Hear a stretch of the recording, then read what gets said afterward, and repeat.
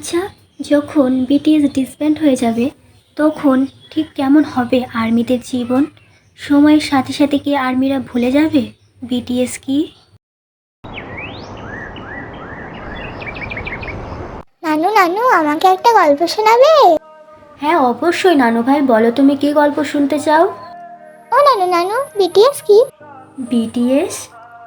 কি হলো নানু, চুপ হয়ে গেলে কেন? বলো না, বিটিএস কি? বিটিএস নামটা কেন জানি খুব চেনা চেনা লাগছে। কে এই বিটিএস? ও নানু নানু, নানু গো, কি হলো বলো? নানু ভাই, তুমি আগে আমাকে বলো এই নামটা তুমি কোথায় দেখলে? তোমার রুমে খেলতে খেলতে একটা ডায়েরির মধ্যে দেখলাম এই নামটা লেখা আছে, আর অনেক ছবিও আছে। আচ্ছা নানু ভাই, ডায়েরিটা একবার নিয়ে এসো তো। আমি এক্ষুনি আনছি। নানু এই নাও তোমার ডায়েরি। কই দেখি। হঠাৎ একটু একটু করে চোখের সামনে যেন সব ভেসে উঠছে।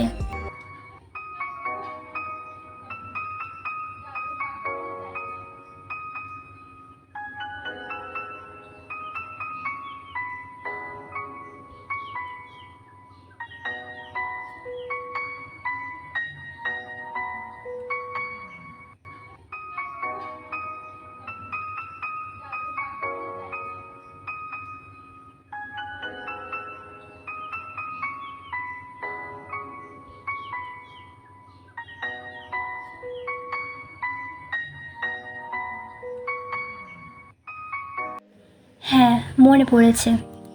তাহলে বলো না নানু, বিটিএস কি? বিটিএস হচ্ছে সাউথ কোরিয়ান একটা কে পপ ব্যান্ড। 7জন ছেলেকে নিয়ে হয় এই বিটিএস। এই যে ছেলেগুলোকে দেখছো, এরাই হচ্ছে সেই 7জন ছেলে যাদেরকে ঘিরে ছিল কোটি কোটি প্রজাপতি। যেই প্রজাপতিগুলিকে বলা হতো আর্মি। এই 7জন ছেলে ছিল আর্মিদের কাছে রাজা, আর তাদের কাছে আর্মিরা ছিল রানী।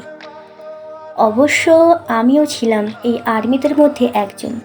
জানো নানু ভাই, একদা এক সময় ছিল যখন ওই কোটি কোটি আর্মির মধ্যে অনেকেই ওই 7 রাজাকে বিয়ে করতে চাইতো, অনেক স্বপ্ন দেখতো। আর এখন হয়তো নিজের সংসার, ছেলে, নাতি নাতনি নিয়ে ওই 7 রাজাকে ভুলেই গেছে। হয়তো কোনো একদিন তোমার মতনই তাদের নাতি নাতনিরা একদিন হঠাৎ এসে জিজ্ঞেস করবে যে বিটিএস কি। আমার মতন তাদেরও হঠাৎ মনে পড়ে যাবে বিটিএস কি। তাহলে এটাই বিটিএস নানু? হ্যাঁ নানু ভাই, এটাই হচ্ছে বিটিএস। যাও নানু ভাই, তুমি এবার খেলতে যাও। কি অদ্ভুত তাই না, সময়ের সাথে সাথে সব কিছুই বদলে গেল। বদলালো না সময়, সে তার নিজ গতিতে এগোচ্ছে। বদলাচ্ছে মানুষ, আরও অনেক কিছু। কিন্তু বিটিএস আর্মির ভালোবাসা, এটা কি বদলানোর? না, এটা কখনোই বদলানোর নয়।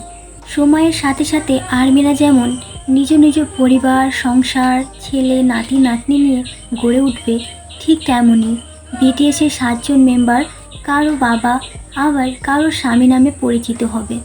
সময়ের সাথে সাথে আর্মিদের সব কিছু মেনে নিতে হবে। আজকের এই গল্পটা তোমাদের কাছে কেমন লাগলো অবশ্যই কিন্তু কমেন্ট বক্সে জানাবে। আর পারলে একটু আরও আর্মিদের কাছে এই ভিডিওটা শেয়ার করে দিতে পারো।